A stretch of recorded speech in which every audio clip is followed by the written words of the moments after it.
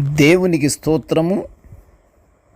అనుదిన దేవుని వాక్య ధ్యానమునకై ఈరోజు 2024 సంవత్సరము మే నెల 9వ తారీఖు. ఈరోజు ధ్యాన వాక్యము పరిశుద్ధ గ్రంథము నుండి యాకోబు రాసిన పత్రిక 5వ అధ్యాయము 16వ వచనాన్ని మనం ధ్యానించుకుందాము. ఆ వచనం ఏమనగా, మీరు స్వస్థత పొందినట్లు ఒకని కొరకు ఒకడు ప్రార్థన చేయుడి. నీతిమంతుని విజ్ఞాపన మనఃపూర్వకమైనదై బహుబలము గలదై యుండును. ప్రియ దేవుని బిడ్డలారా,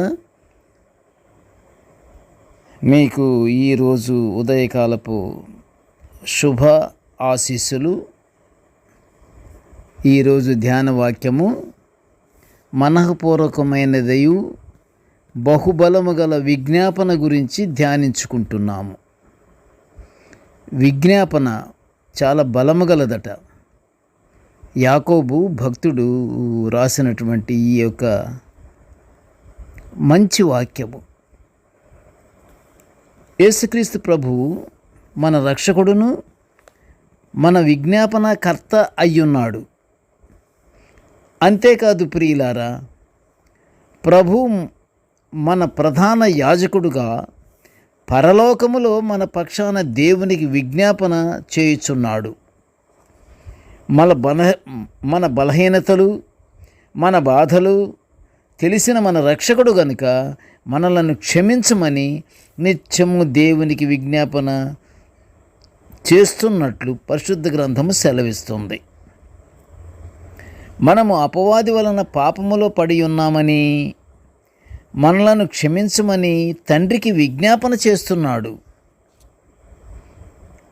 నా అమూల్య రక్తముతో ప్రజలనందరినీ కొనియున్నానని తండ్రితో విజ్ఞాపన చేస్తున్నాడు. క్రీస్తు ప్రభు విజ్ఞాపన చేయటమే కాదు కానీ, మనము జయ జీవితములతో జీవించుటకు ప్రతి మనుష్యుని గురించి యేసుక్రీస్తు ప్రభువు తండ్రికి విజ్ఞాపన చేయుచున్నాడని అర్థము. దేవునికి ప్రార్థన చేయనప్పుడు ప్రతి విజ్ఞాపన ఎవరికి వారికే కాకుండా, అంటే విజ్ఞాపన ప్రార్థనలో ఆ కుటుంబం గురించే దేవుని అడుగుతారు. లేదు, ఒక వ్యక్తి ప్రార్థన చేస్తున్నప్పుడు అతనంతటా అతనికే అడుగుతుంటాడు. అలా కాకుండా విజ్ఞాపన ఎవరికి వారికే కాకుండా మన ఇరుగు పొరుగు వారి కొరకు కూడా విజ్ఞాపన చేయవలెను. సమయము దొరికినప్పుడల్లా దేవునితో సహవాసం కలిగి ఉండి సాతాను శోధన నుండి విముక్తి పొందుకోవాలి. సాతాను శోధనలో బలహీనులు మనము కాకూడదు. సర్వాంగ కవచాలు దేవుడు మనకు అనుగ్రహించి ఇచ్చాడు.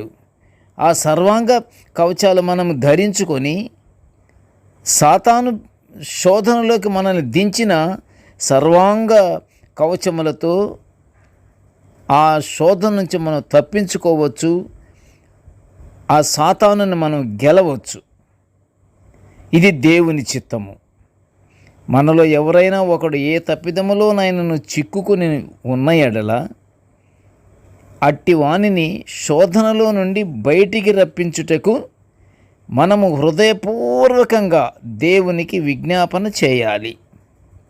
యాకోబు భక్తుడి నేటి ధ్యాన వాక్యములో వివరించినట్లు మనము ఒకరికొకరము దేవునికి విజ్ఞాపనలు చేయుచు ప్రభు ఆశీర్వాదాలు పొందుకుందాము. ప్రార్థన చేసుకుందాము. కృపగల తండ్రి, జీవముగల నాయన, నీకు స్తోత్రములు తండ్రి. ప్రభువా, నీ దివ్య వాక్యాన్ని మేము నిత్యము ఇలా ధ్యానించుకునే భాగ్యాన్ని, ఎంత గొప్ప భాగ్యాన్ని మాకు అనుగ్రహించినావు దేవా, నీకు స్తోత్రాలు నాయన. నేటి ధ్యాన వాక్యమును వినుచున్న ప్రతి బిడ్డను ఆశీర్వదించయ్యా. నీకు స్తోత్రములు తండ్రి.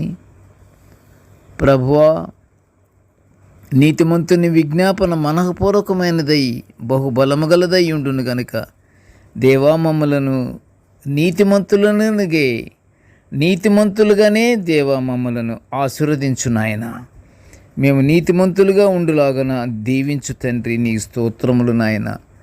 ఇదిగో తండ్రి, ఎవరికి వాళ్ళకే కాకుండా మా మనసులను మా హృదయాలను తండ్రి నీవు స్వాధీనములు ఉంచుకొని, ఎవరైతే తోటి మానవుడు ఇబ్బందుల్లో ఉండి బయటికి రాలేనటువంటి పక్షములో దేవా, వారి గురించి మేము ప్రార్థన చెయ్యాలి అన్నటువంటి మంచి మనసును మా అందరికీ అనుగ్రహించు నాయన. నీకు స్తోత్రములు తండ్రి.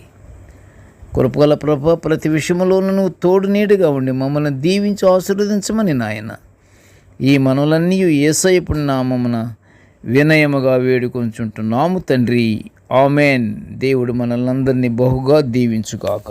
ఆమెన్.